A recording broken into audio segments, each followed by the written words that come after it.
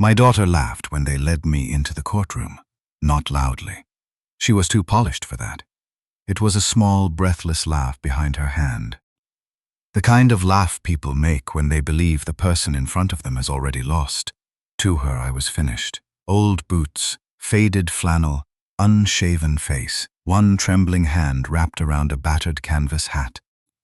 They weren't just asking the judge to take my farm. They were asking him to take my name, my money, my freedom, and the last legal pieces of my life. Then Judge Malcolm Avery looked up. His eyes met mine.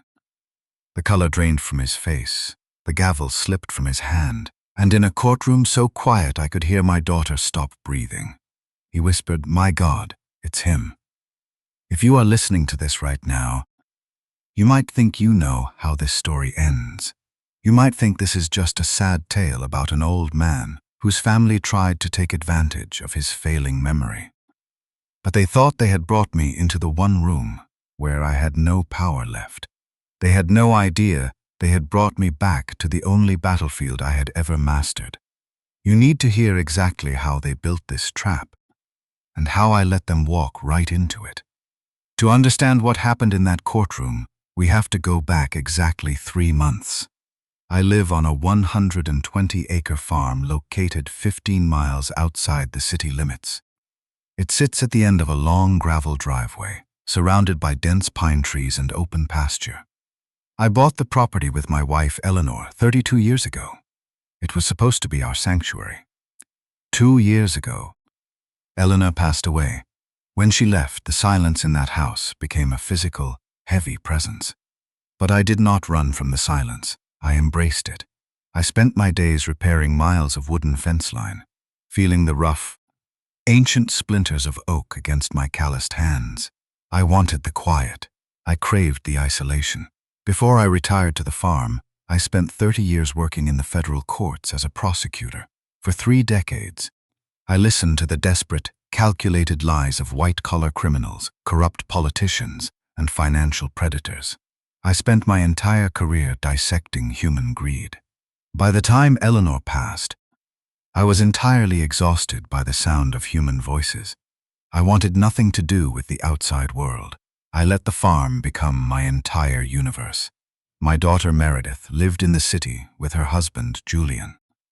Meredith was our only child. Eleanor and I had given her everything. She grew up to be a very successful, polished woman who knew exactly how to speak to doctors, social workers, and lawyers. She never raised her voice. She never threw tantrums. She controlled people by using a very specific, soft tone of voice that made you feel like she was only acting in your best interest. Julian was the founder of a private equity investment firm.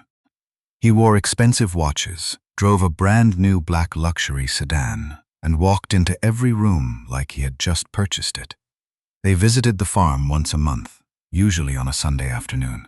At first, I looked forward to those visits. I thought my daughter was coming to check on me because she missed her mother. But about 3 months ago, I noticed a very distinct shift in the way they treated me. It started on a cold Sunday afternoon in October. They arrived in Julian's black sedan, kicking up a cloud of white dust on the gravel driveway. I was sitting on the porch, wiping grease off my hands with an old rag after fixing the tractor. Meredith walked up the wooden steps, holding a large paper bag filled with expensive groceries. She did not hug me the way she used to. Instead, she looked at my dirty hands, looked at my faded shirt, and sighed. "Dad, look at you," she said, using that soft, condescending voice. "Have you even eaten anything today?" I told her I had eaten a sandwich for lunch and was doing just fine. Julian walked up behind her, carrying nothing. He stood on my porch, looking out at the vast, rolling acres of green pasture. He looked at the pasture the exact same way some men look at a balance sheet. He was silently calculating the acreage, dividing the property into lots, assigning a dollar value to the soil I had worked with my own hands. Meredith went into the kitchen to unpack the groceries. I followed her inside. "Dad, it is freezing in here," she said, wrapping her expensive cashmere coat tighter around herself. "Are you forgetting to turn the heat on?" I told her I liked the cold. It kept me alert. She turned around and looked at me with an expression of exaggerated, theatrical concern. She walked over, placed her hands on my shoulders, and looked deeply into my eyes. "Dad, you cannot live like this," she said. "You are isolated out here. You are not keeping track of things. We are worried about you. We just want you to be safe, Dad. That is all." Julian leaned against the kitchen counter, crossing his arms. "Your father does not need a farm anymore, Meredith," Julian said, speaking about me as if I were not standing 3 feet away from him. "He needs supervision." They left 2 hours later. But the atmosphere in my house had changed. The silence was no longer comforting. It felt like I was waiting for a storm to break. Over the next few weeks, their visits became more frequent. And the questions began. They were never direct questions. They were tiny, subtle traps designed to test my memory and my grip on reality. The first lie was small. Meredith called me on a Tuesday morning and asked if I had enjoyed the dinner she brought over on Thursday. I knew she had not brought me dinner on Thursday because the rain had washed out the bottom half of my driveway. No car could have made it up to the house without leaving deep tire ruts in the mud, and my driveway was perfectly smooth. But the second lie was much worse, and it crossed a line that could never be uncrossed. It was a Wednesday morning Meredith called me, her voice trembling with manufactured panic. "Dad," she said, her breathing heavy, "I am so glad you answered. When I was there yesterday, you left the gas stove on. The flame was out, but the gas was still running. You could have burned the entire house down. Or worse, you could have suffocated." For a fleeting second, the tone of her voice was so perfectly convincing that I almost believed her.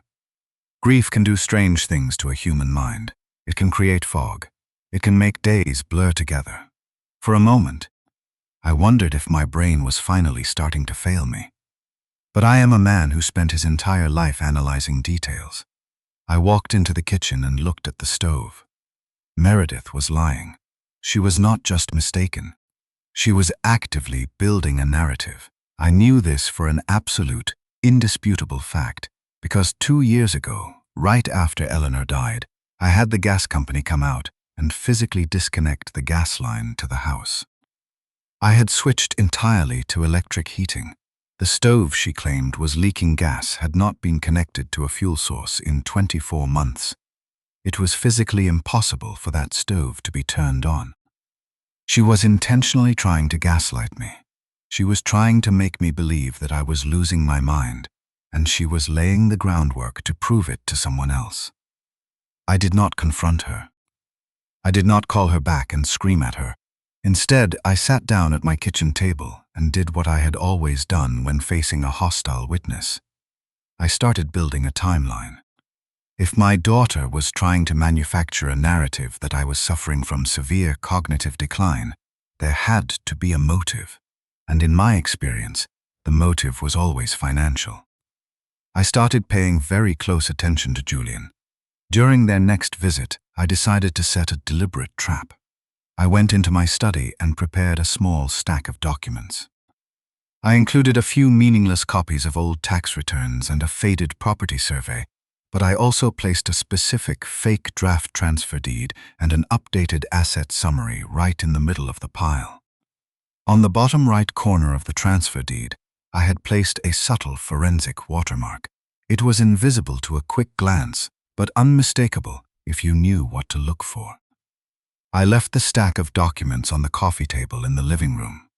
I told them I was going out to the barn to fetch some firewood, and that I would be back in 15 minutes. Instead of going to the barn, I walked around to the back of the house and stood quietly by the living room window. I watched Julian. As soon as he thought I was gone, his entire demeanor changed. The polished posture vanished. He practically sprinted to the coffee table. He began tearing through the documents, throwing the meaningless tax returns aside until he found the transfer deed. He pulled out his phone and started rapidly taking photographs of the fake documents. He was taking the bait exactly as I had planned. Meredith stood by the hallway door, acting as a lookout. She watched the front porch. her face tense and serious. They were working together. My only child and her husband were actively conspiring to rob me. The betrayal felt like a physical blow to my chest. It was a cold, sharp pain that settled deep in my ribs. For 30 years, I had put criminals behind bars for doing exactly what my daughter was doing right now in my living room. A stranger can steal your money, and you can recover. But when your own blood decides that your life is worth less than the dirt you are standing on, it changes you permanently. I walked quietly away from the window. I went to the barn, gathered a bundle of firewood, and walked back into the house 10 minutes later, stomping my boots loudly on the porch to announce my arrival. When I walked into the living room, Julian was sitting calmly on the sofa, sipping a glass of water. Meredith was flipping through a magazine. I set the firewood down by the fireplace. I looked at my daughter. I looked at the little girl I had taught to ride a bicycle on this exact property. They mistook my silence for decline. They thought my slow movements meant my mind was failing. I decided right then and there that I was not going to fight them. Not yet. I was going to let them build their trap. I was going to let them dig the hole as deep as they possibly could. I did not know yet what they planned to do with those photographs, but I knew one thing for certain. My daughter had stopped visiting her father. She had started visiting an estate. I had always been a man who believed in paper. During my 30 years as a federal prosecutor, I learned that people will lie to your face without blinking. They will cry. They will swear on the lives of their children, and they will look you right in the eye and tell you they are innocent. But paper does not lie. Bank transfers, tax records, and certified mail do not have emotions. They only have the truth. 4 days after I watched my son-in-law, Julian, photograph the fake transfer deed on my coffee table, the truth arrived in my mailbox. It was a cold, overcast Thursday morning. I walked down the long gravel driveway to the main road to collect the mail. The wind was biting, cutting through my flannel shirt, but the walk usually cleared my head. Inside the rusted metal mailbox, sitting underneath a pile of grocery store flyers, was a thick envelope with a certified seal from the county tax assessor's office. I walked back up to the porch, sat down on the wooden steps, and tore the envelope open. It was a formal notice of property tax delinquency. It stated that the taxes on my 120-acre farm had not been paid in 18 months. Attached to the back was a final warning that a lien would be placed on the property and that foreclosure proceedings would begin if the balance was not settled immediately. I stared at the black ink on the white paper. 18 months ago, shortly after Eleanor passed away, I had sat down with Julian. I was drowning in grief, entirely unable to focus on spreadsheets and due dates. Julian had offered to handle the annual property taxes for me.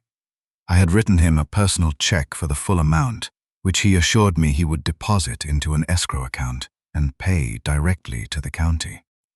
He had never paid it. He had pocketed the money. He was intentionally letting the taxes lapse on the farm. He was creating a manufactured financial crisis so that he would have a legal reason to intervene and seize control of the estate. I pulled my phone out of my pocket and dialed my daughter's number.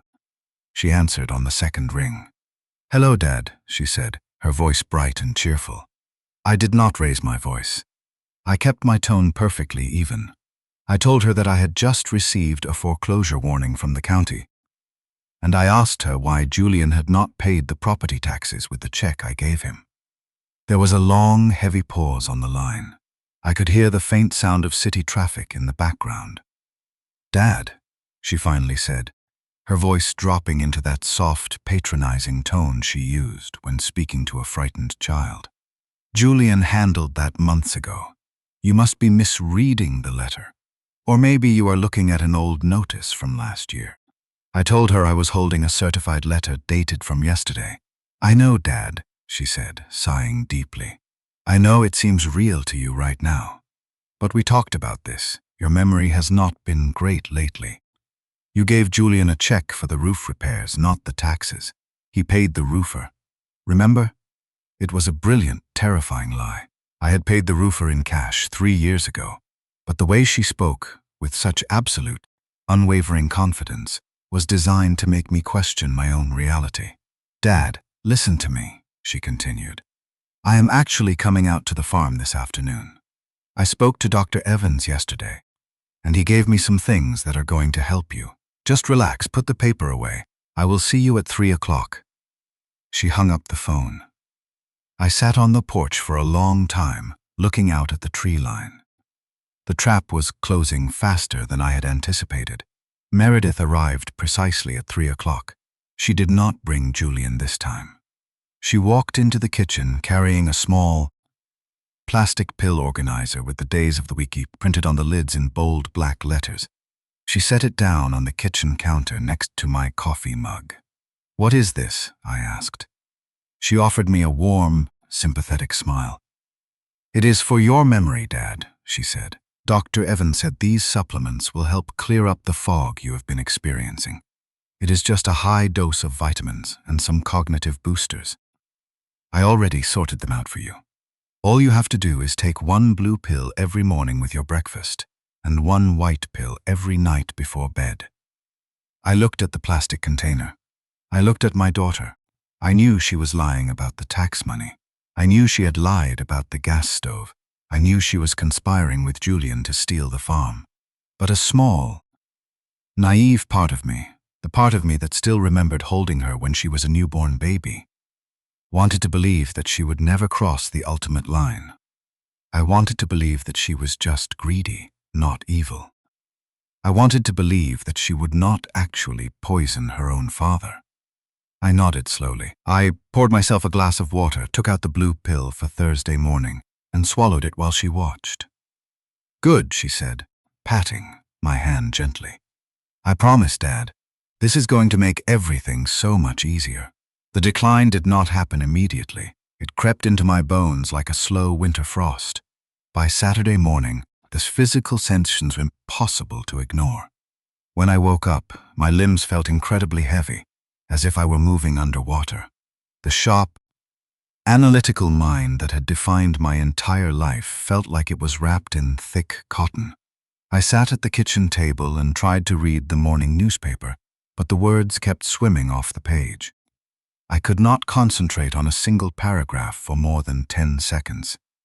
By Tuesday, the fog had thickened into genuine confusion. I drove into town to pick up some basic groceries. When I stood at the checkout counter and inserted my debit card into the machine, the screen prompted me for my 4-digit personal identification number. I stared at the keypad. I had used that same number for 12 years. But when I reached into my memory to pull it out, there was nothing there, just a blank, terrifying wall of static. "Sir?" the cashier asked. "Is everything all right?" I looked down at my hands. They were trembling violently. I could not stop them from shaking. I had to pull a $20 bill out of my wallet and hand it to her, my face burning with a deep, humiliating shame. The cashier looked at me with absolute, profound pity. It was the exact look you give to a stray dog that is too old to survive the winter. When I returned to the farm, I walked into the kitchen and tried to pour myself a cup of coffee. My hands were shaking so badly that the ceramic mug slipped from my fingers. It shattered against the linoleum floor, sending dark brown liquid and sharp white shards exploding across the room. I sank down into one of the wooden kitchen chairs, staring at the mess. I was terrified. The drugs were working. The narrative my daughter was building was no longer just a story. It was becoming my physical reality. That evening, Meredith and Julian came to the farm. They did not knock. They used the spare key and walked right through the front door. I was sitting in the living room, staring blankly at the unlit fireplace, fighting the heavy narcotic pull of the white pill I had taken the night before. They thought I was asleep. They walked into the kitchen, their footsteps loud against the wooden floorboards. I did not move. I just listened. "I cannot believe how fast it is happening," Meredith whispered. Her voice was no longer soft and concerning. It was clinical, cold. Julian let out a short, quiet laugh. "I told you," he said. The dosage is perfect.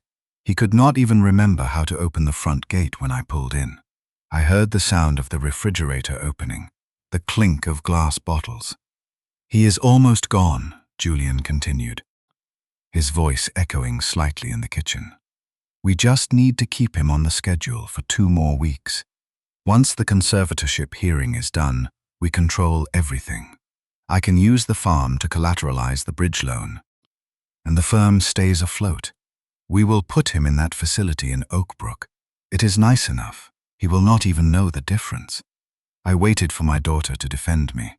I waited for her to say that selling the farm was going too far, or that locking me in a facility was cruel. I held my breath, praying to a God I had not spoken to in years that she would show a single ounce of mercy for the man who had raised her. Meredith stayed completely silent. She did not argue. She did not object. She just closed the refrigerator door and said, "Make sure the lawyer files the emergency petition by Monday." That silence was the sound of my daughter burying me alive. The last remaining illusion I held as a father shattered right there in the living room. The grief that had paralyzed me for 2 years instantly evaporated. The fog in my brain fought against something much stronger, something hot and sharp and entirely unforgiving. The old federal prosecutor woke up. The next morning, when Meredith came over to check on me, she handed me the blue pill and a glass of water. I put the pill in my mouth, took a sip of water, and swallowed loudly. But I did not swallow the pill. I pushed it deep under my tongue. As soon as she walked into the other room, I spat the blue pill into a paper napkin and shoved it deep into the pocket of my flannel shirt. I did the same thing with the white pill that night. I stopped taking the drugs entirely. For the first 2 days, the withdrawal was brutal. My head pounded with a vicious migraine, and my hands shook worse than before. I had to lean heavily on my wooden cane just to walk across the room, but I kept up the act. Whenever they visited, I stared blankly at the walls. I repeated myself. I let them believe the poison was doing its job. By the 4th day, the fog finally began to lift. My vision cleared. The sharp analytical precision of my mind returned, fueled entirely by a cold, quiet rage.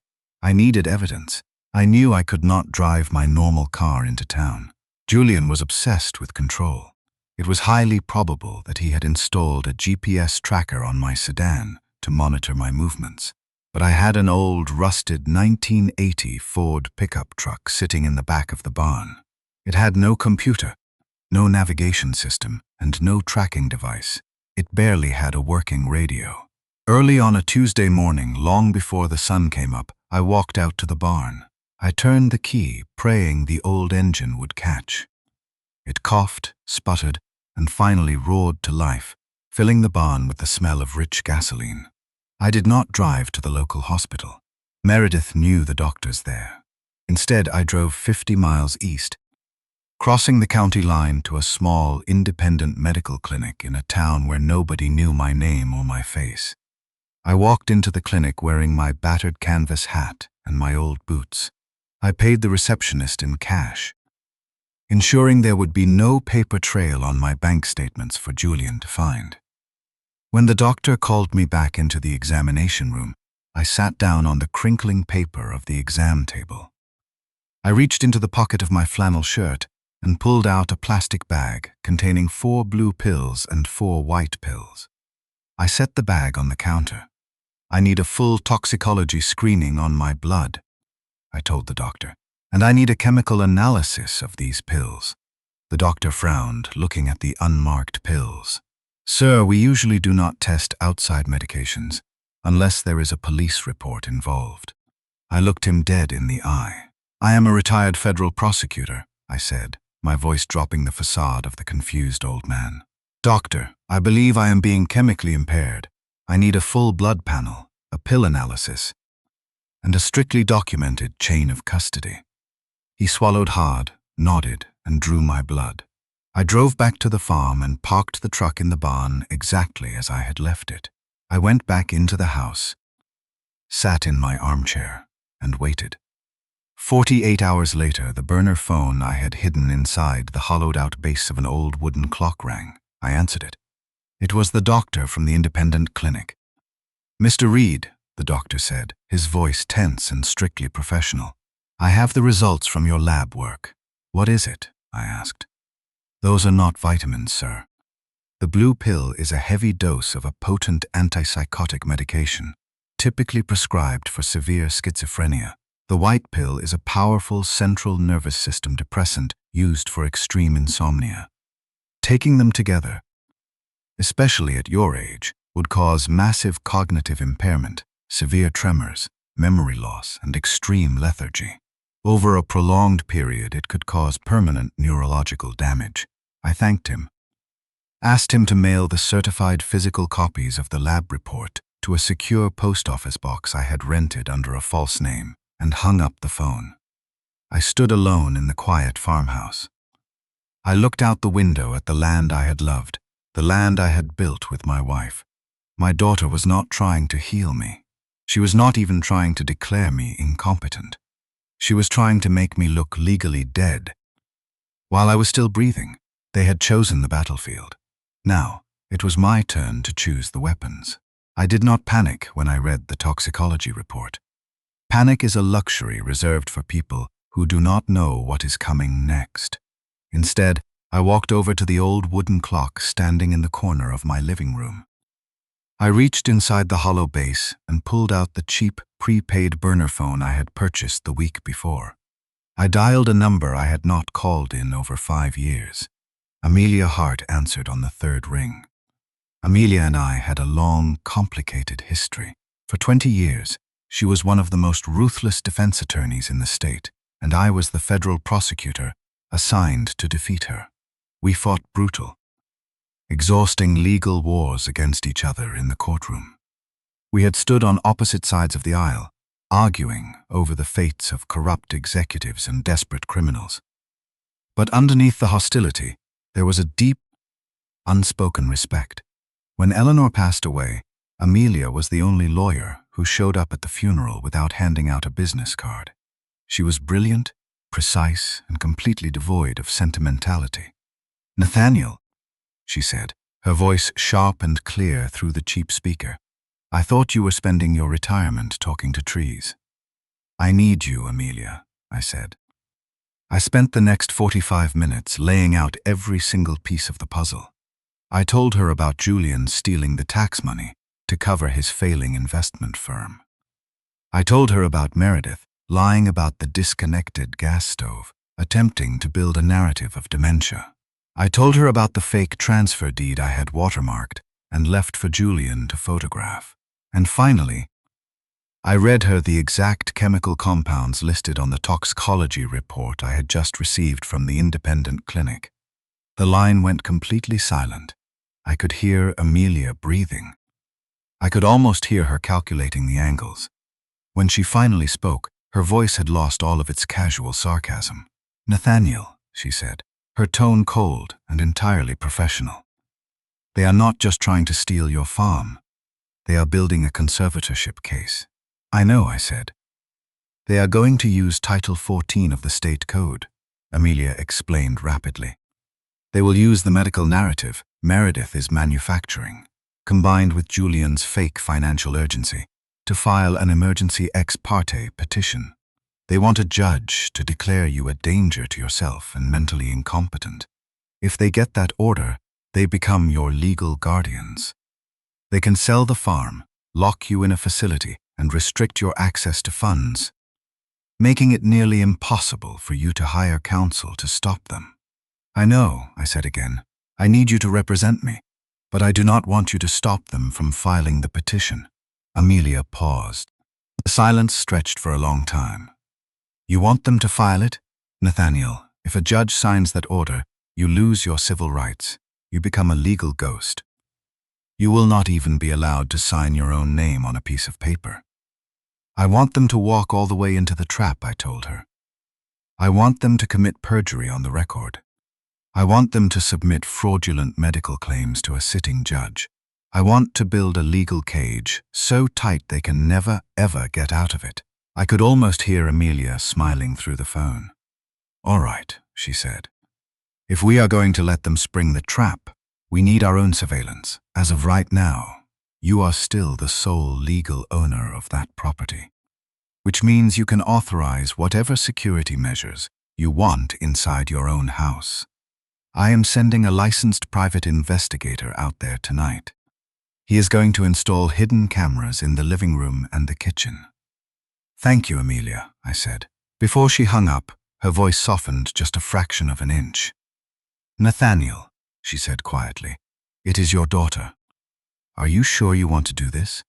In that moment, she was no longer only my daughter, I replied. She was the opposing party. The next afternoon, a man in an unmarked gray van arrived at the farm. He moved with the silent efficiency of someone who had spent his entire life working in the shadows. He did not ask me any questions. He spent 3 hours in my house, working quietly with a set of specialized tools. When he was finished, he showed me the live video feed on a secure tablet. The camera hidden inside the smoke detector captured the entire living room, including the coffee table, where the document bait was still sitting. The camera in the kitchen captured the refrigerator and the exact spot on the counter where Meredith left the pills. They were hardwired, recording directly to a secure cloud server that only Amelia and I could access. Now that the board was set, I needed to force my daughter to make her move. I needed to create a ticking clock. On Thursday morning, I picked up my regular cell phone and called Meredith. I made sure my voice sounded completely lucid. The heavy, confused slurring I had been faking for the last 2 weeks was entirely gone. "Meredith," I said, speaking briskly, "I need you and Julian to come out to the farm this weekend. We have some important paperwork to go over." "Oh?" she asked, her voice instantly laced with suspicion. "What kind of paperwork, Dad? Are you feeling better today? You sound different." "I am feeling perfectly fine," I said. "I was looking through some old photographs of your mother last night, and I realized I have been too attached to this property. I made a decision. First thing on Monday morning, I am transferring the deed of the farm into an irrevocable charitable trust in Eleanor's name. The land will be protected forever. It cannot be sold, and it cannot be borrowed against. I just wanted to let you know before the lawyers finalize it." There was a suffocating silence on the other end of the line. I could practically hear the panic exploding in her chest. If the farm went into an irrevocable trust on Monday, Julian's plan to collateralize the land to save his failing firm would be completely destroyed. "Dad," she said, her voice trembling slightly as she desperately tried to maintain her soft, caring persona. "That is a massive decision. We should really talk about this." "There is nothing to talk about," I said firmly. "It happens on Monday. I will see you this weekend." I hung up the phone. I knew they would not wait for the weekend. Greedy people do not wait when the door is closing. They panic. And when people panic, they make massive, irreversible mistakes. The hardest thing I have ever done in my entire life was sitting in my armchair the next morning, perfectly silent, waiting for them to arrive. The ambush happened on Friday morning, just after 9 o'clock. I was drinking a cup of black coffee when I heard the heavy crunch of tires on the gravel driveway. It was not just Julian's black sedan. There were 3 vehicles. I walked out onto the porch. Julian and Meredith stepped out of their car. Behind them, a county sheriff stepped out of his cruiser. He was a tall, broad-shouldered man wearing dark sunglasses that completely hid his eyes. He rested his hand casually on his utility belt, not out of aggression, but out of habit. From the 3rd vehicle, a woman carrying a thick manila folder and wearing a badge from Adult Protective Services emerged, accompanied by a young social worker wearing a beige cardigan. Meredith walked up the wooden steps first. She looked at me, her eyes wide with a perfectly rehearsed expression of sorrow and terror. "I am so sorry, Dad," she whispered, her voice cracking beautifully. "We had to do this. You are not safe here anymore." The sheriff walked up the steps, pulling a folded legal document from his chest pocket. "Mr. Reed," the sheriff said, his voice completely devoid of emotion. "I am serving you with an emergency. Ex parte temporary conservatorship order, signed by Judge Malcolm Avery at 8 o'clock this morning. According to this order, your daughter, Meredith Cole, has been granted immediate temporary guardianship over your person and your estate pending a full evidentiary hearing on Monday." I looked at the piece of paper in his hand. They had done it. They had taken the video Meredith filmed of me acting confused, combined it with a fraudulent medical affidavit about the disconnected gas stove, and convinced a judge that I was in imminent danger of burning my own house down. The social worker stepped forward. She had a kind, sympathetic face. She looked at me the way you look at a frightened toddler who has lost his way in a grocery store. "Mr. Reed, my name is Sarah. I know this is scary and confusing, but we are here to help you. Your daughter loves you very much, and she has arranged for you to stay at a very nice facility in Oakbrook, where there are doctors who can make you feel better. We just need you to pack a small bag." I looked at Sarah. I wanted to tell her that she was participating in a kidnapping. I wanted to tell her that the loving daughter standing next to her had been actively poisoning my morning coffee. But I said absolutely nothing. I played my part. I let my shoulders slump. I let my hands tremble. I looked down at my worn boots and nodded slowly, like a broken, exhausted old man who had finally given up. "Okay," I mumbled. "Okay." I walked into the house, followed closely by the sheriff and Julian. I went into my bedroom and packed a small canvas duffel bag. I packed 2 flannel shirts, a pair of jeans, and 3 pairs of heavy wool socks. Deep inside the toe of the left boot I packed in the bag, I hid the burner phone. When I walked back out to the porch, Meredith was putting on the performance of a lifetime. She was crying real, heavy tears, wiping her eyes with a tissue, while the social worker rubbed her back and told her she was doing the right thing. Julian stood by the edge of the porch, looking at the farm. He wasn't looking at me. He was looking at his new property. As the sheriff escorted me toward the back of the social worker's vehicle, Meredith ran down the steps. "Wait," she cried out. "Let me say goodbye to him." The sheriff stopped. Meredith wrapped her arms tightly around my neck. The social worker and the sheriff looked away, giving us a moment of privacy out of respect for a daughter's breaking heart. Meredith pressed her face against my ear. The crying instantly stopped. Her body was perfectly rigid. "Do not fight this, Dad," she whispered, her voice dropping into a cold, terrifying hiss that only I could hear. "We are in charge now. Do not embarrass yourself." She pulled away, tears instantly returning to her eyes. She kissed my cheek, turned around, and buried her face in Julian's chest.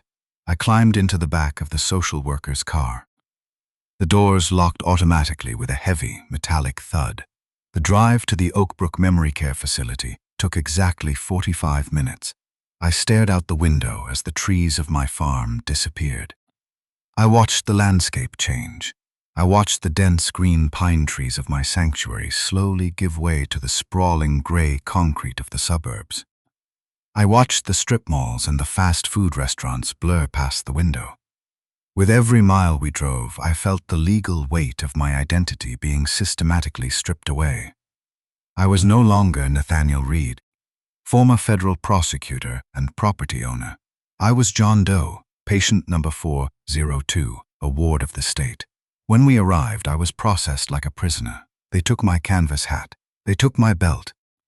Claiming it was a safety hazard, they placed a plastic identification bracelet around my wrist. The entire building smelled sharply of chemical antiseptic and boiled vegetables. I was escorted down a long, white hallway with heavily reinforced doors. I could hear other patients mumbling to themselves in the common rooms. I was led into a small, sterile room containing a single stiff bed and a barred window. The orderly closed the door behind me, and I heard the lock engage from the outside. I sat down on the edge of the stiff mattress. I was completely alone. I had no access to my bank accounts. I had no legal right to leave the building. I was, in the eyes of the law, a complete non-entity. I reached into my canvas bag, pulled out my left boot, and retrieved the burner phone. I turned it on, waiting agonizingly for the small glowing bars to indicate I had a cellular signal. I opened a blank text message and typed a message to Amelia Hart. "They used the statute," I wrote. 10 seconds later, the phone buzzed in my hand. It was a reply from Amelia. "Then we beat them inside the statute. See you in court on Monday." I turned the phone off and slipped it back into my boot. I lay back on the thin pillow and stared up at the sterile white ceiling of the facility. My daughter and her husband had locked me inside the exact legal cage I had helped design. But they made one catastrophic mistake. They forgot that I knew where every single hinge was located. There is a very specific type of psychological violence that occurs inside a memory care facility. It is not the kind of violence that leaves physical bruises on your skin. It is a slow, methodical erasure of your basic human dignity. I spent Friday night, Saturday, and Sunday locked inside the Oakbrook facility. The entire building operated on a strict, unbreakable routine designed to strip away any remaining sense of individual autonomy. At exactly 6 o'clock every morning, the fluorescent lights in the hallway buzzed to life with a harsh, artificial glare that made your eyes ache. A young orderly wearing pale blue scrubs would unlock my heavy wooden door, hand me a small plastic cup filled with lukewarm water, and instruct me to drink it. Breakfast was served precisely at 7:30 in a large, echoing communal dining room that smelled perpetually of boiled oatmeal and industrial floor cleaner. I sat at a circular white table with 3 other men. They were all at least 10 years older than me, and the facility had effectively erased their pasts. One of them spent the entire meal staring blankly at the wall, silently tracing the rim of his plastic juice cup with his thumb in an endless rhythmic circle. Another man, who wore a faded military veteran hat, kept quietly asking the nurses when his wife was coming to pick him up. The nurses would smile politely and tell him she was on her way. His wife had been dead for 6 years. I watched another man spend 45 minutes trying to button a shirt that had no buttons on it. It was utterly heartbreaking. These were men who had built houses, fought in wars, and raised families. Now, they were reduced to waiting for permission to use the bathroom. I did not speak to anyone. I did not complain about the bland, unsalted food, and I did not ask to use the telephone. I played the role my daughter had written for me. I moved slowly, shuffling my feet across the polished linoleum floor. I let my shoulders slump forward, projecting an image of total, exhausted defeat. But inside my mind, the federal prosecutor was wide awake. I memorized the schedules of the nursing staff. I noted the exact location of every security camera in the hallway. I catalogued the specific legal violations in the way the facility handled temporary wards of the state, noting the lack of privacy during medical evaluations and the unauthorized restriction of mail. I was not a confused old man waiting to die. I was a legal predator, sitting perfectly still in the tall grass, waiting for the sun to rise on Monday morning. Meredith came to visit me on Sunday afternoon. She walked into the sterile visiting room wearing a perfectly tailored beige trench coat and carrying an expensive leather handbag. She did not bring me a change of clothes, and she did not bring me anything to read. She sat down in the plastic chair across from me, crossed her legs, and offered me a sad, tight smile. "Hi, Daddy," she said, using a soft, high-pitched tone of voice that you would normally reserve for a frightened toddler. "How are you feeling today? Are they taking good care of you?" I did not answer her. I stared blankly at a spot on the wall just above her left shoulder. "Dad?" she asked, leaning forward slightly. "Can you hear me?" She reached into her expensive handbag and pulled out her smartphone. She held it up, casually pointing the camera lens directly at my face. I could see the small red light indicating that she had started recording a video. "Dad, look at me," she pleaded softly, ensuring that her voice sounded absolutely devastated for the camera. "Please, Dad, do you know who I am?" I kept my eyes fixed on the blank white wall. I let my hands rest limply in my lap. I did not blink. "Oh, Daddy," she whispered, letting out a small, tragic sigh. "It is going to be okay. I am going to make sure you are safe." She stopped recording, slipped the phone back into her purse, and immediately stood up. The tragic, loving daughter vanished the exact second the camera stopped rolling. She looked at her gold wristwatch, smoothed the wrinkles out of her trench coat, and walked out of the visiting room without looking back. As she walked down the hallway, I heard her speaking to one of the nurses. "It is so incredibly hard to see him like this," Meredith said, her voice dripping with fake sorrow. "But it is for his own good. He is just not himself anymore." She had not come to comfort her father. She had come to manufacture evidence for a judge.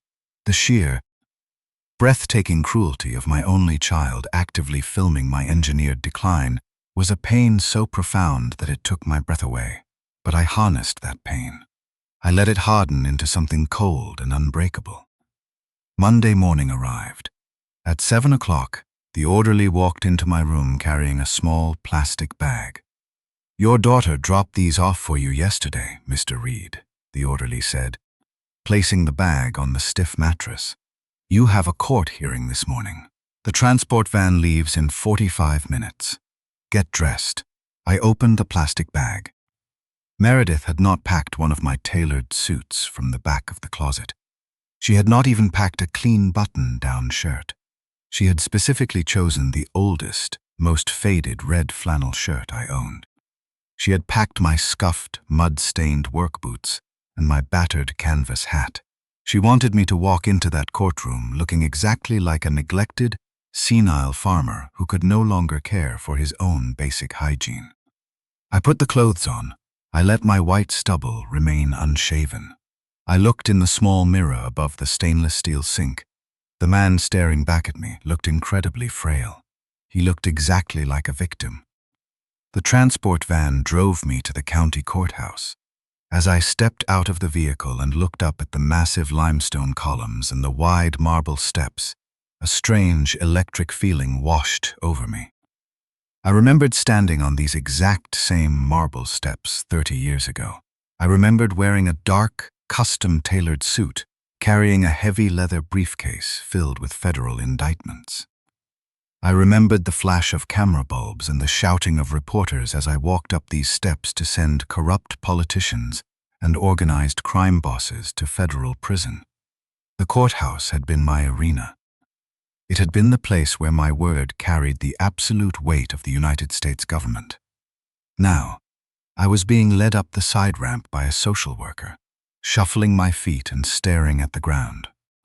When the bailiff opened the heavy wooden doors to courtroom number 4, the stale, familiar smell of polished oak and old paper hit my lungs. It smelled like home. I was led to a wooden chair at the defense table. Meredith and Julian were already sitting at the petitioner's table across the aisle. Julian was leaning back in his chair pair, frantically tapping his foot against the carpet. He kept pulling out his phone, checking his email, and looking at his expensive watch. He was a man suffocating under the weight of his own massive financial debt, desperately waiting for the judge to sign the order so he could immediately call his bridge lenders and offer my farm as collateral. Meredith was sitting perfectly still, her hands folded neatly in her lap. She was wearing a conservative, dark blue dress. She looked like a grieving, exhausted daughter who had been forced to make a terrible, heartbreaking decision for the good of her family. Sitting next to them was the lawyer they had hired. He was young, probably in his early 30s, wearing a slick gray suit and a confident, arrogant smirk. He was flipping casually through his legal pad, entirely unaware of the absolute nightmare he had just walked into. Amelia Hart was not in the courtroom. We had agreed that she would stay in the hallway until the trap was completely sprung. I needed them to commit perjury on the record before my attorney stepped in to destroy them. The bailiff announced the arrival of the judge. "All rise for the Honorable Judge Malcolm Avery," the bailiff shouted. I stood up slowly, keeping my eyes on the floor. Judge Avery walked up to the elevated bench, his black robe billowing slightly behind him. He sat down, adjusted his glasses, and opened the thick manila folder containing my life. I knew Malcolm Avery very well. 30 years ago, when he was just a brilliant, overworked young law student, fresh out of law school, he had served as my primary law clerk during one of the largest federal racketeering trials in the history of the state. I had mentored him. I had taught him how to look past the emotional arguments of defense attorneys and focus strictly on the physical evidence. He was a man who took the law incredibly seriously. He did not suffer fools, and he did not tolerate liars in his courtroom. Judge Avery spent a full 2 minutes silently reading the initial pages of the petition. The entire courtroom waited in absolute silence.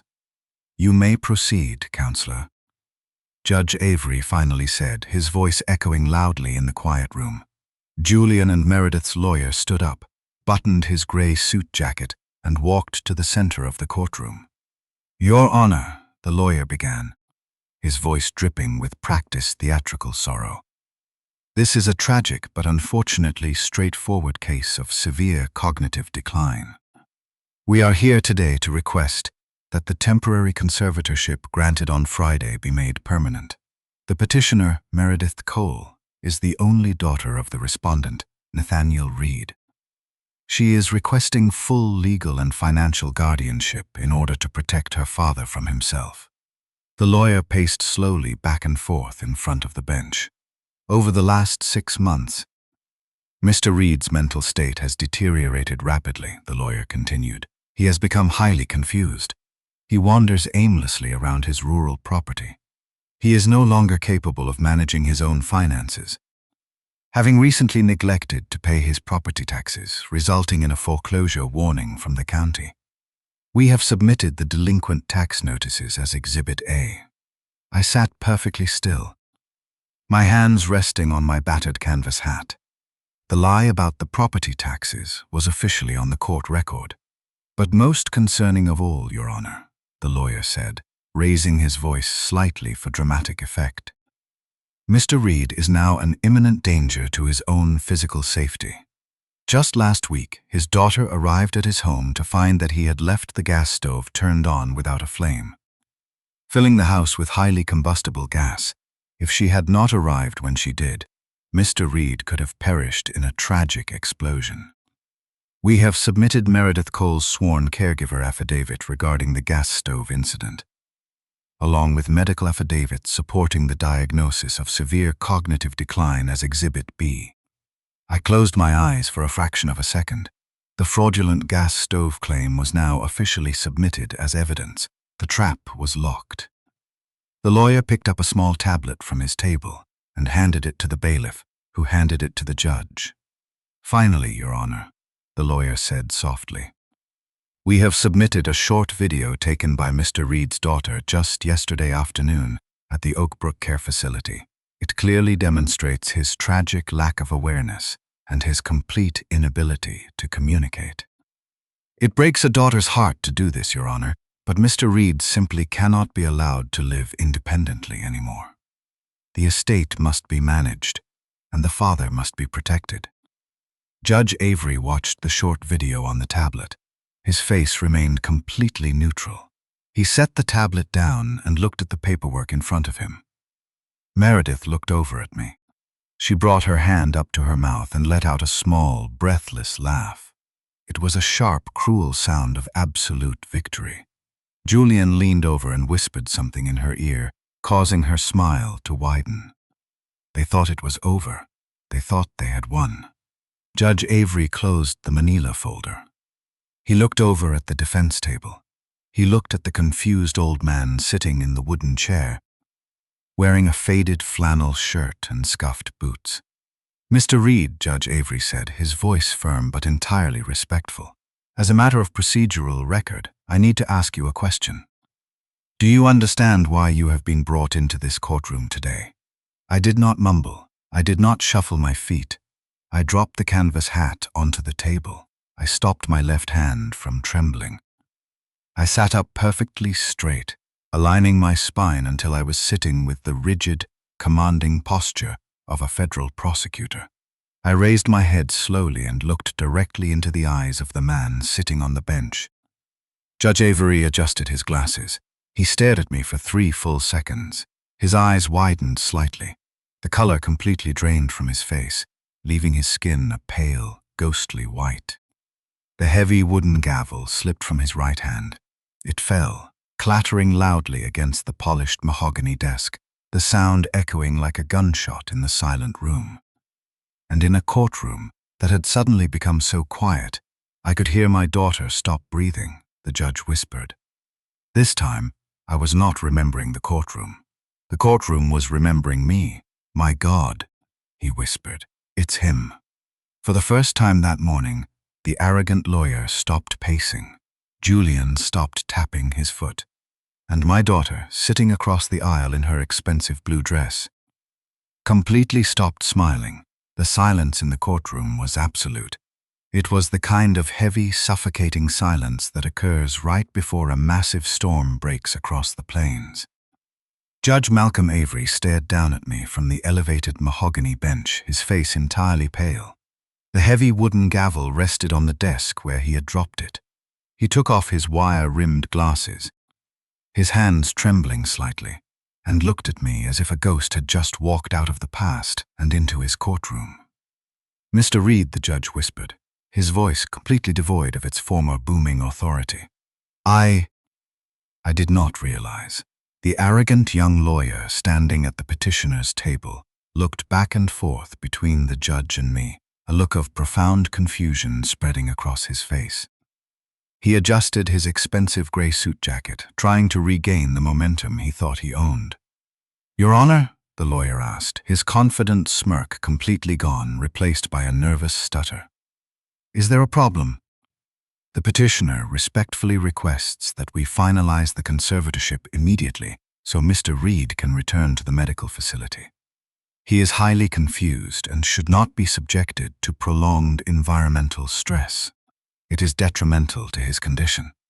Judge Avery slowly turned his gaze toward the young lawyer.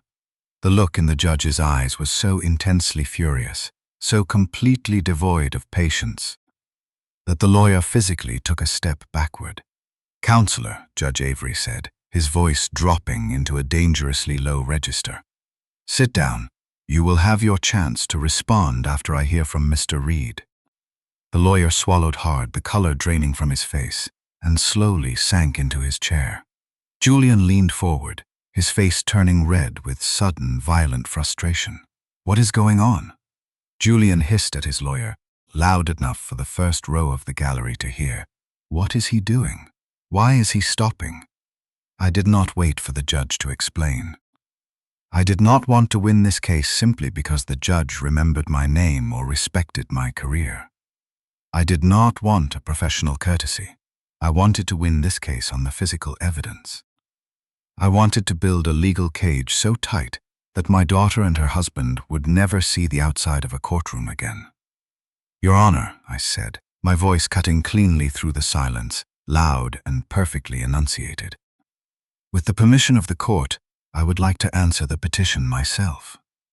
Meredith gasped. She stared at me, her eyes wide with terror, finally realizing that the confused, slurring old man she had visited in the facility was completely gone. The man sitting at the defense table was the federal prosecutor who had spent 30 years destroying people exactly like her. Judge Avery nodded slowly, a profound respect returning to his posture. "You have the floor, Mr. Reed." At that exact moment, the heavy wooden doors at the back of the courtroom swung open. Amelia Hart walked down the center aisle, her high heels clicking sharply against the polished marble floor. She was wearing a dark gray suit and carrying 3 massive black legal binders. She did not look at Meredith or Julian. She walked straight to the defense table, set the binders down heavily in front of me, and stood silently by my side. "Your Honor," I began, opening the first binder. The physical weight of the paper felt incredibly familiar in my hands. "The petitioners have submitted a sworn medical affidavit claiming that I suffer from severe cognitive decline. As Exhibit B, they submitted a statement under oath from my daughter, claiming she arrived at my home to find I had left the gas stove turned on without a flame, nearly causing a catastrophic explosion. I pulled a single sheet of paper with a blue certified stamp from the binder and handed it to the bailiff, who walked it up to the bench. "That is a certified work order from the County Gas and Electric Company," I said calmly. "It proves that exactly 24 months ago I had the gas line to my property physically disconnected and permanently sealed by licensed professionals. I have used exclusively electric and wood heating ever since. It was physically impossible for that stove to be leaking gas. My daughter's first proof of my dementia was an event that physically could not have happened. She committed perjury on a sworn affidavit." The young lawyer looked at the document on the monitor, his face turning completely white. He looked at Meredith. Meredith stared straight ahead, her hands gripping the edge of the table so tightly her knuckles were white. "Furthermore," I continued, opening the second binder, "my daughter claimed that my mental state has rapidly deteriorated over the last 3 weeks. She submitted a video of me acting lethargic and confused, claiming it was evidence of a dying mind. I pulled out the certified toxicology report from the independent clinic and handed it to the bailiff. This is a certified blood panel and pill analysis, complete with a strictly documented chain of custody from an independent medical laboratory," I said. "It proves that my daughter has been secretly administering a dangerous combination of heavy antipsychotics and central nervous system depressants to me under the guise of daily memory vitamins. She did not witness my cognitive decline, Your Honor. She manufactured it chemically, and she asked this court to call these symptoms proof of my legal incompetence." A collective gasp echoed from the small gallery behind us. Judge Avery looked at the toxicology report, his jaw tight with absolute disgust. He looked at Meredith as if she were a monster hiding in plain sight. "Your Honor," Julian's lawyer stammered, standing up quickly, his hand shaking. "We had absolutely no knowledge of this. My clients assured me the medical records were accurate and verified. I was completely misled." "Sit down and do not speak again, Counselor," Judge Avery barked, shutting the lawyer down instantly. I opened the third and final binder. It was the thickest one of them all. "If a daughter is willing to chemically poison her own father, there must be a massive underlying motive," I said, turning my body to look directly at Julian. "And in my 30 years of prosecuting massive corporate fraud, the motive is always financial. My son-in-law claimed that I was no longer capable of managing my estate, citing a delinquent property tax notice. He failed to mention that I wrote him a check to pay those taxes 18 months ago, and he stole the money." Julian jumped out of his chair. "This is insane," he shouted, losing control of his temper. "This man is crazy. He is making all of this up." I did not raise my voice. I simply looked at Amelia. She tapped a button on her tablet, and the large television monitor mounted on the courtroom wall flickered to life. The screen showed a crystal-clear, high-definition video feed of my living room. The courtroom watched as Julian practically sprinted to my coffee table, tore through a stack of documents, and rapidly photographed a transfer deed with his phone while looking over his shoulder. Yesterday, Julian submitted a copy of that transfer deed to this court as part of his emergency financial petition. I said, projecting my voice over Julian's protests. He claimed he found it in my desk, proving that I was irrationally attempting to give the farm away to strangers. He claimed this proved immediate financial guardianship was necessary. I pointed at the screen. What my son-in-law did not realize when he photographed that document was that I had placed a microscopic forensic watermark on the bottom right corner of the paper. It is a specific watermark used exclusively by federal investigators to track stolen documents. The deed he submitted to this court yesterday bears that exact same watermark. He did not find it in my desk. He stole it from my living room after I set a deliberate legal trap for him. Furthermore, the binder in front of you contains Julian's private financial records.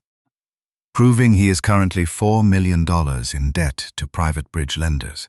He intended to use my farm as collateral the exact minute this court granted him conservatorship. Julian stared at the monitor, his mouth slightly open, his chest heaving with panic. The reality of his complete destruction crashed down on him. He looked toward the back doors of the courtroom, subtly shifting his weight as if he were preparing to run. "Do not even think about it," the bailiff said, stepping directly behind Julian and resting his heavy hand on his radio. Meredith finally broke. The cold, calculated persona shattered entirely. She burst into heavy, violent tears, realizing that her life as a free woman was over. She stood up and reached her hands out toward me across the aisle. "Dad, please," she sobbed, her voice echoing desperately in the quiet room. "Please, I am your daughter. We were just scared about the money. We just wanted to help you. Please do not do this to us. Do not send us to prison." I looked at her. For 1 second, I saw the little girl who used to fall asleep on my shoulder. Then I remembered the pill organizer on my kitchen counter. I looked at the woman who had whispered in my ear that she was in charge now, while I was locked in the back of a transport vehicle like a stray dog. "You stopped being my daughter when you tried to make the law bury me alive," I said coldly. Judge Avery did not hesitate. He struck his gavel against the desk. "The temporary conservatorship is immediately revoked," the judge announced, his voice ringing with absolute, crushing authority. "All of Mr. Reed's civil and financial rights are fully restored. Furthermore, I am ordering the immediate freezing of all assets belonging to Julian Cole and his associated investment firms. I am referring this entire case file, including the toxicology report, the forensic watermark analysis, and the surveillance footage, directly to the district attorney's office, for immediate criminal prosecution on charges of elder abuse, grand fraud, perjury, criminal poisoning, unlawful chemical restraint, and attempted financial exploitation of a vulnerable adult." The bailiff stepped forward and placed his hands firmly on Julian's shoulders. Julian did not fight. He collapsed into his chair, burying his face in his hands, crying silently. Meredith was weeping uncontrollably, begging the lawyer to do something. But the lawyer was already packing his briefcase, desperately trying to distance himself from the radioactive wreckage of his former clients. I did not stay to watch them get placed in handcuffs. I stood up, picked up my battered canvas hat, and walked out of the courtroom. Amelia walked beside me. When we reached the hallway, outside the heavy wooden doors, she stopped and placed a hand on my shoulder. "They are looking at 5 to 10 years in state prison." "Nathaniel," she said quietly, "you built a perfect cage." "I just remembered where the hinges were," I replied. I returned to the farm that afternoon. The house was exactly as I had left it. The silence was waiting for me, but it no longer felt heavy. It no longer felt like a tomb. It felt like peace. I sat in Eleanor's chair for the first time in 2 years. I did not cry. Not at first. I just listened to the house breathe without them in it. I poured myself a cup of black coffee and walked out onto the wraparound porch. I looked out at the rolling green pastures, the wooden fence lines, and the dense pine trees. I had spent my entire life fighting predators in the courtroom, only to find the most dangerous ones sitting at my own kitchen table. I thought about Eleanor. I wondered if she would understand why I had to destroy the daughter we had raised together. I decided that she would. Eleanor never tolerated a lie. 2 weeks later, I worked with Amelia to establish the Eleanor Reed Protection Fund. I took half of my retirement savings and created a massive legal trust dedicated entirely to providing aggressive, ruthless legal representation for elderly individuals who were being targeted by predatory conservatorship claims. I made sure that no one in this county would ever be locked in a facility without a fighting chance. If you have made it this far, I have a question for you. Some people tell me that I was too harsh. They tell me that family is family, and that I should have found a way to forgive my daughter instead of destroying her life in a public courtroom. They say that a father should always leave the door open for redemption, no matter what. Do you think I went too far? Should I have shown mercy to the woman who tried to erase me from the world? Or did she get exactly what she deserved? Let me know what you think in the comments below. I read every single one of them. My daughter laughed when I walked into court because she thought I had forgotten who I was. The judge went pale because he remembered. The world will always try to tell you that you are weak when your hair turns white, but you are the only one who decides your value. The judge remembered my name, but I was the one who had to remember my worth.